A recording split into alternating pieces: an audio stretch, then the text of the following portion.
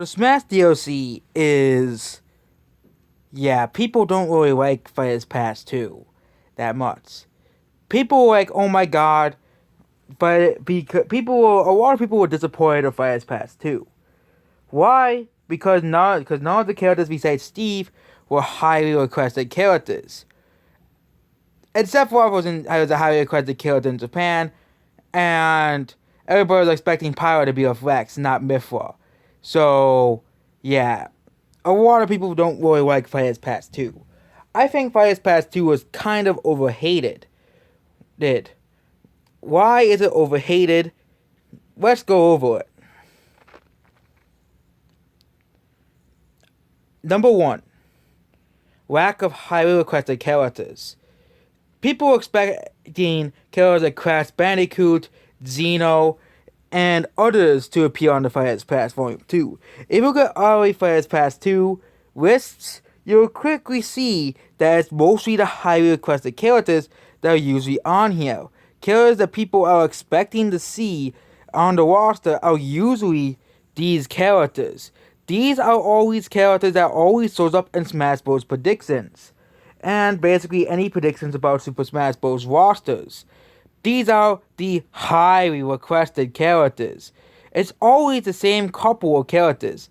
I don't know what Rainbow got on. I don't know why Rainbow is so popular on this poll, but on the other, maybe it's a 4chan poll. You never know.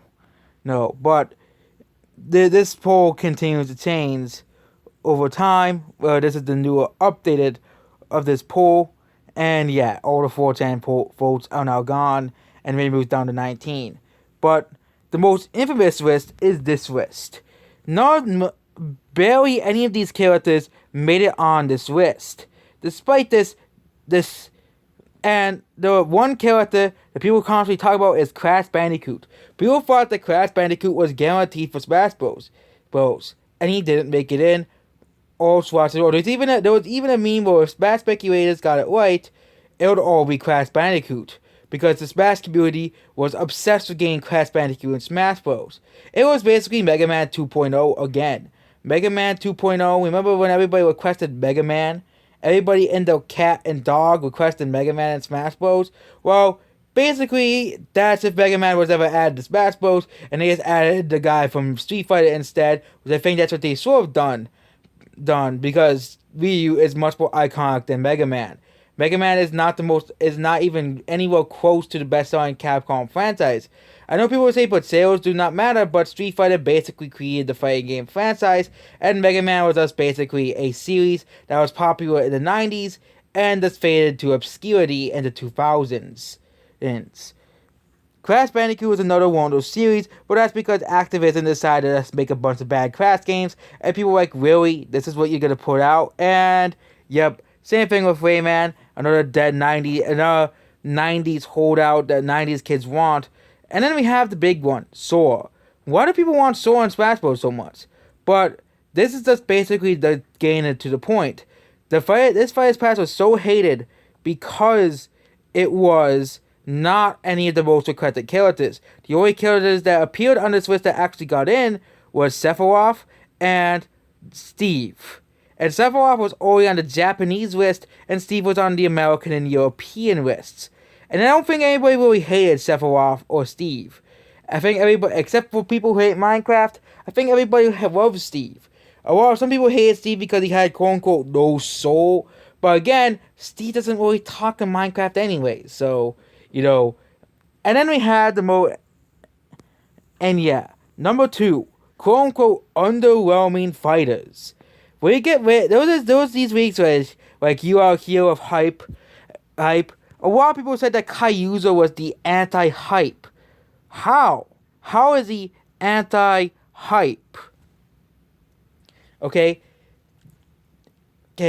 and number 3, and yeah, this goes into number 3, E3 2021.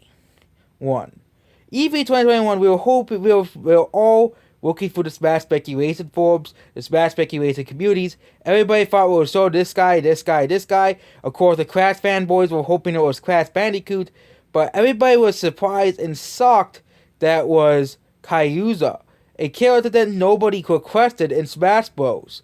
Literally, nobody requested this guy. Everybody was when it came to the Tekken character, it was always Heihachi, not Kaiuta.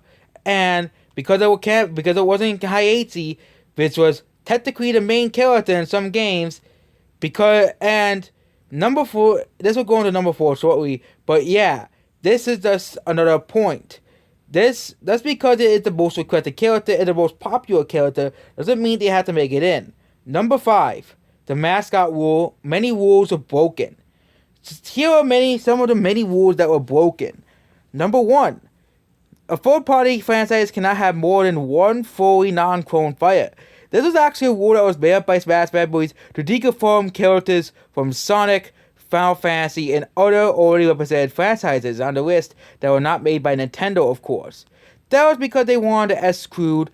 That's because they wanted to include, because according to the Smash rules and the Smash patterns, which don't exist, there only had to be new franchises unless they were made by Nintendo, of course. Because Nintendo could, of course, put whoever they wanted on it.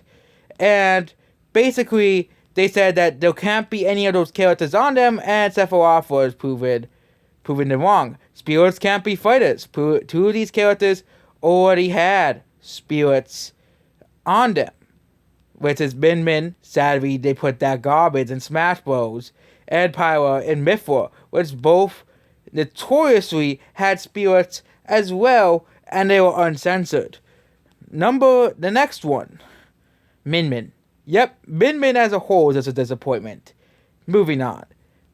They could have added a much more interesting and unique character to Smash Bros. Other than a garbage franchise that everybody forgot about until they put Min Min in Smash Bros. Now people have to keep in mind that this franchise or thing named ARMS existed, even though we could have gotten a Pokemon character or another Mario character. Would have been a much more popular decision than putting Min Min in Smash Bros. Because, yeah, Min Min is just disappointment in a nutshell. It is Min Min's last name should be, disappointment. And yeah, number 6. The next reason is popular characters are me-costumed.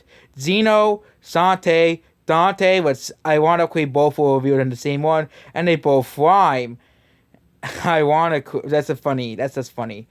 Characters like, of course, Travis Touchdown being deconfirmed as well and be costumed, and Lloyd Irvin being costumed again. It really pissed off a lot of the Smash community. It really made them super angry. Why? Because those are the most requested characters. According to the Smash community, they saw a guy in over Kaiusa, Pyra, Mythra, Sephiroth, and Min Min, and yes, in some cases, Steve. Number 9, the Smash community is super, super toxic. This is at the end of the day, the Smash community with this Fighters Pass has gotten more and more toxic, as they have gotten more and more entitled.